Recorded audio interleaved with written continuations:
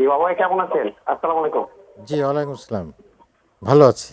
ওই মাকে তো আজকে তো মা দিবস। জি।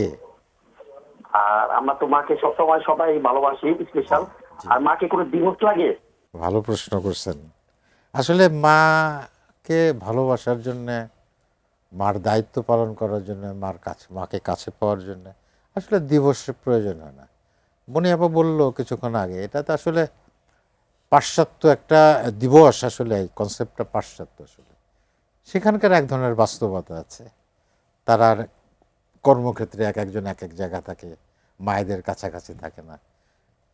তো মা দিবসে তারা সেইভাবে মায়ের কাছে যায়, মায়ের সাথে সারাটা দিন তারা কাটায়। সেইভাবে একটা মায়ের দিবস আছে, বিশ্ব মাতৃ দিবস। আমাদের দেশে এটার প্রয়োজন হয় না, আমরা তো বেশিরভাগ ক্ষেত্রে একসাথেই থাকি আর কি। কিন্তু তারপরেও আমি মনে করি যদি থাকে তাতেও কোনো সমস্যা নাই।